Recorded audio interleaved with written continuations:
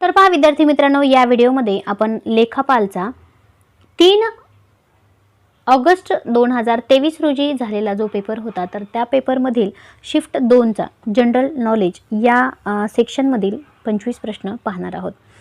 तर पहा, खालीलपैकी कोणती संस्था ही भारत सरकारची असंवैधानिक संस्था नाही? तर केंद्रीय लोकसेवा आयोग जो आहे, UPSC आपण म्हणतो त्याला, तर हा केंद्रीय लोकसेवा आयोग जो आहे तो असंवैधानिक नाही. बाकीचे राज्य मानवी हक्क आयोग, केंद्रीय माहिती आयोग आणि नीती आयोग हे तीनही असंवैधानिक आहेत. फक्त केंद्रीय लोकसेवा आयोग जो आहे तो असंवैधानिक नाही.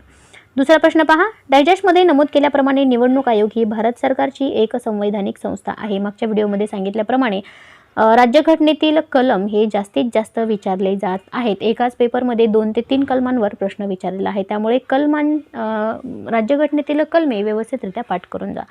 आता पहा, निवडणूक आयोग हे कोणत्या कलमामध्ये येतं? तर 324 मध्ये निवडणूक आयोग ही भारत सरकारची एक संवैधानिक संस्था आहे असं सांगितलं आहे. प्रश्न क्रमांक 3, मार्च 2023 पर्यंतच्या माहितीनुसार securities and exchange board of India पहा, याचा कार्याध्यक्ष कोण आहेत? आता पहा, मार्च 2023 पर्यंतच्या माहितीनुसार मग माधवी पुरीबुच ह्या ज्या आहेत त्या securities and exchange board of India म्हणजे SEBI, सेबी माहिती आहे, तर त्या सेबीचे कार्याध्यक्ष आहेत माधवी पुरीबुच. ठीक आहे, चला पुढचा प्रश्न बघूया. जागोई आणि चोलोम हे डॅश डॅश नृत्यातील 2 मुख्य विभाग आहेत. तर मणिपुरी नृत्यातील 2 मुख्य विभाग आहेत ते म्हणजे जोगोई आणि चोलोम. पुढे पहा, राणा कुंभाने महमूद खिलजीवर मिळवलेल्या विजयाच्या स्मरणार्थ बांधलेला विजय स्तंभ कुठे आहे? महम्मद खिलजीवर जो विजय मिळवला होता राजा कुंभने, तर त्यांनी चित्तोडगड या ठिकाणी विजयस्तंभ बांधलेला आहे. लक्षात ठेवा, चित्तोडगड या ठिकाणी विजयस्तंभ बांधलेला आहे. पहा, या प्रश्नात काय विचारलं आहे की in the 2022 global hunger index released by concern world wide and wealth hunger life India's rank out of 121 countries. आता बघा, 121 कंट्रीजमध्ये भारताचा कितवा रँक आहे, कितवा नंबर आहे, कशामध्ये? तर ग्लोबल हंगर इंडेक्समध्ये, आणि तो पण 2022चा. तर यामध्ये भारताचा 107वा क्रमांक आहे 2022चा ग्लोबल हंगर इंडेक्स यामध्ये. पुढे पहा, प्रश्न क्रमांक 8, भारतीय अंतराळ संशोधन संस्थेच्या भारतीय जिओ प्लॅटफॉर्म पहा, आता जिओ प्लॅटफॉर्मचं नाव काय आहे? जो भारतीय जिओ प्लॅटफॉर्म आहे त्याचं नाव आहे भुवन. लक्षात ठेवा, खूप महत्त्वाचा प्रश्न आहे हा प्रश्न रिपीट केला जाऊ शकतो कारण महत्त्वाचा प्रश्न आहे. जिओ प्लॅटफॉर्म, भारतीय जिओ प्लॅटफॉर्मचं नाव काय आहे? तर भुवन असं भारतीय जिओ प्लॅटफॉर्मचं नाव आहे. पुढे, which of the following acts is not matched correctly with the year? आता पहा, या इयरशी मॅच नसलेला म्हणजे इथे अयोग्य जोडी ओळखायची आहे. आता पहा, डिफेन्स ऑफ इंडिया ॲक्ट 1915 बरोबर आहे. पिट्स इंडिया ॲक्ट 1784 बरोबर. क्रिमिनल ट्राईब्स ॲक्ट 1871, परंतु रेग्युलेटिंग ॲक्ट 1943ला कोणताही रेग्युलेटिंग ॲक्ट नाही. त्यामुळे पर्याय क्रमांक 2 हे या ठिकाणी चुकीचं आहे. या ठिकाणी पहा, 1973 कदाचित 1973 हा रेग्युलेटिंग ॲक्ट आहे. तुम्ही एकदा हा कन्फर्म करून घ्या. पुढे पहा, प्रश्न क्रमांक 10, सामान्यतः शीतकारक कूलिंग एजंट, शीतकारक म्हणजे काय? Cooling agent. मग कूलिंग एजंट म्हणून वापरला जाणारा जो शुष्क बर्फ आहे तर त्याचं स्थायी रूप काय आहे? तर कार्बन डायऑक्साईड हे शुष्क बर्फाचं स्थायी रूप आहे. पुढे पहा, प्रश्न क्रमांक 11, खालीलपैकी कोणते स्मारक शहाजहानने बांधलं नाही म्हटलेलं आहे? बरोबर, शहाजहानने बांधलं नसलेलं. आता पहा, जामा मशीद दिल्लीची शहाजहाननेच बांधलेली आहे. त्यानंतर आग्र्याची मोती मस्जिद ती देखील शहाजहानने बांधलेली आहे. लाल किल्ला हा देखील शहाजहानने बांधलेला आहे. परंतु शालिमार बाग, श्रीनगरचा जो शालिमार बाग आहे तो शहाजहानने बांधलेला नाही. कोणती मुघल राजकन्या ही बहुधा हुमायून नामाची लेखिका म्हणून ओळखली जाते? आता जो हुमायून नामा आहे तर या हुमायून नामाची लेखिका कोण आहे? तर गुलबदन बेगम ही हुमायून नामाची, आणि ही मुघल राजकन्या आहे जी की हुमायून नामाची लेखिका म्हणून ओळखली जाते. खालीलपैकी कोणती विधाने हडप्पा संस्कृतीतील वसाहतबद्दल सत्य आहेत?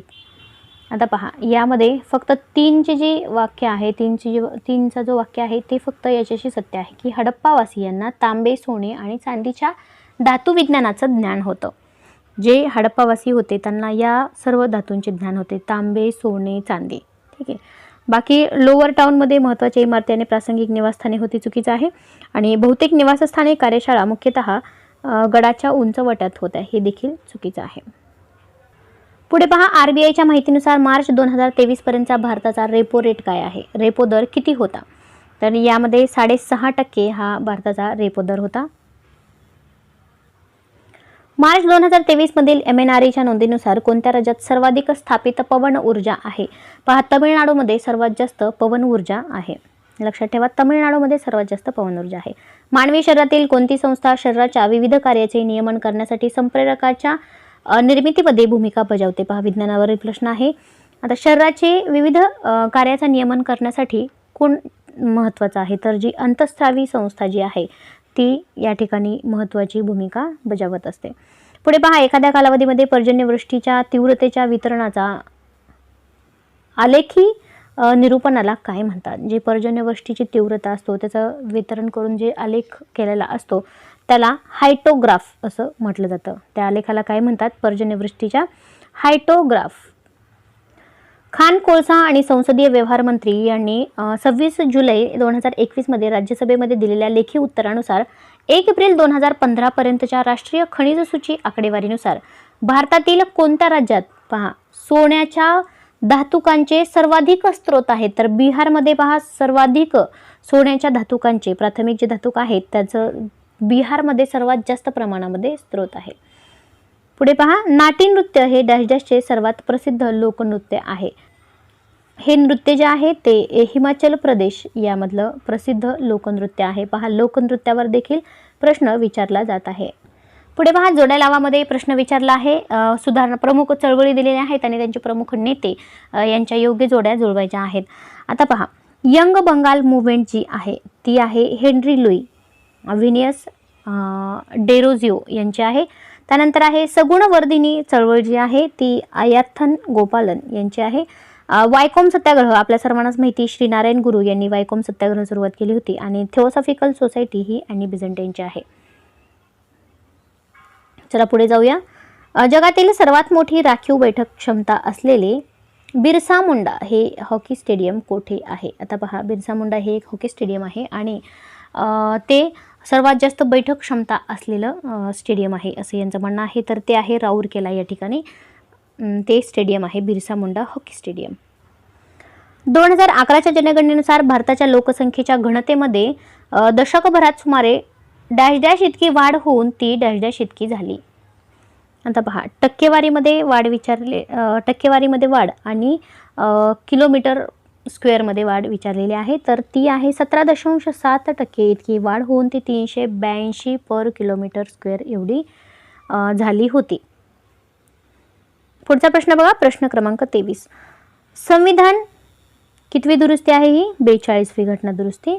42वी सुधारणा अधिनियम 1976 मधील सुधारणामध्ये खालीलपैकी कशाचा समावेश होता असं विचारलेलं आहे. तर त्यामध्ये आहे की अनुच्छेद 31 नंतर विशिष्ट कायद्यांची व्यावृत्ती या नवीन उपशीर्षकाचा समावेश केला होता.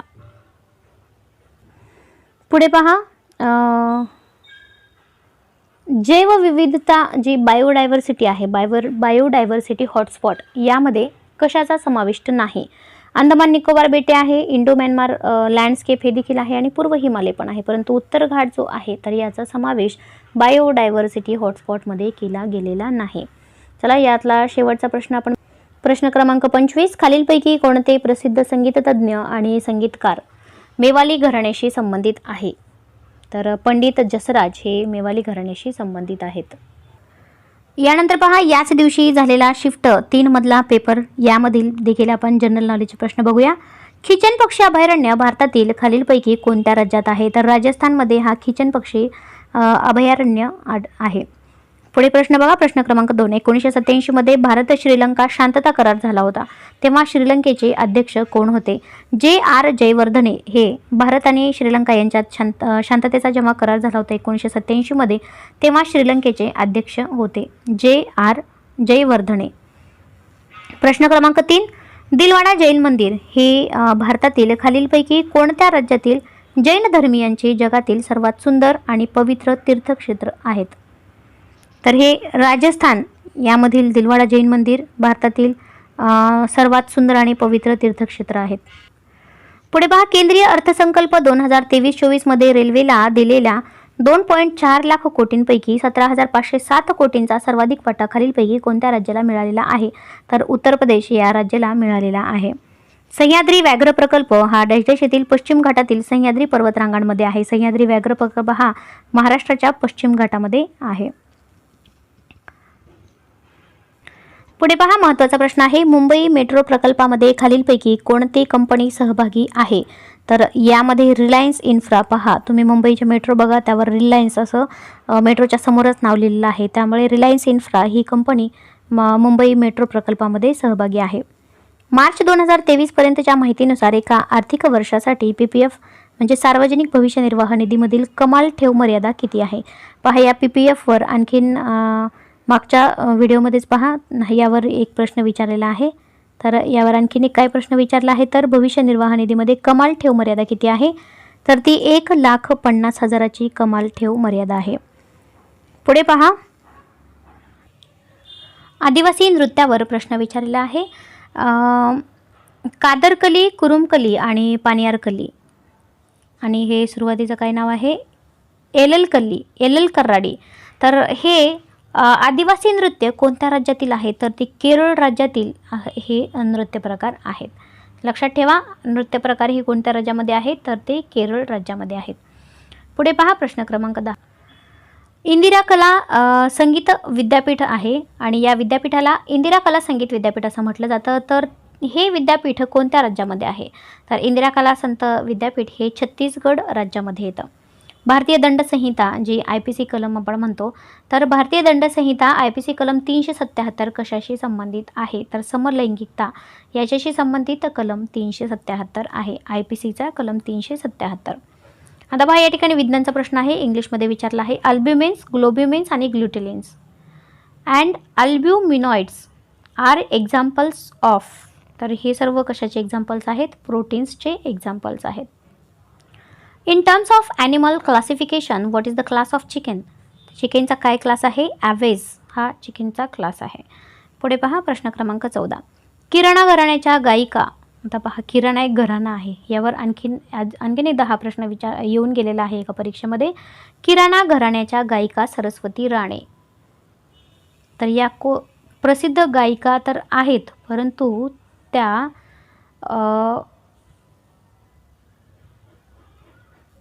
कोणाच्या कन्या होत्या? या गायक किंवा कोणत्या गायिकेच्या कन्या होत्या? तर त्या अब्दुल करीम खान यांच्या कन्या आहेत सरस्वती राणे. कोणाच्या कन्या आहेत? अब्दुल करीम खान यांच्या कन्या आहेत. पुढे पहा, प्रायव्हेट सेक्टर बँकमध्ये कोणती बँक येत नाही असं विचारलेलं आहे. As of March 2023 which of the following is not a scheduled private sector bank? आता स्मॉल फायनान्स बँक आहे ही AU, एक स्मॉल फायनान्स बँक ज्या आहेत त्या प्रायव्हेट सेक्टर बँकमध्ये येत नाहीत. पुढे बघा, चित्रा मागी मायराज खालीलपैकी कोणत्या खेळाशी संबंधित आहेत? तर स्नूकर या खेळाशी त्या संबंधित आहेत. पुढे पहा, पुढचा प्रश्न.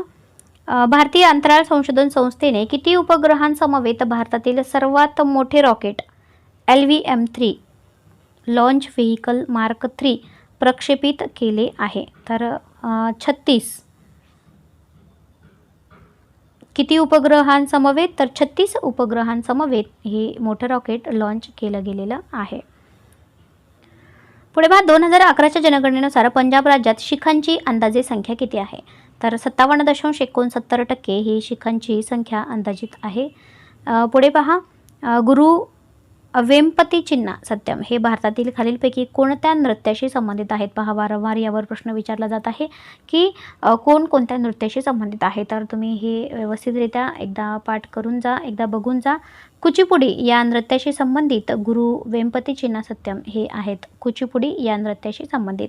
पुढे पहा, प्रश्न क्रमांक 21. शिखांच्या कोणत्या गुरूंनी वावरवानी बानी या 4 स्त्रोतांमध्ये बाबरच्या आक्रमणाचा उल्लेख केलेला आहे. तर गुरु नानक देव या शिखांच्या गुरूंनी तर त्या स्त्रोतामध्ये उल्लेख केलेला आहे.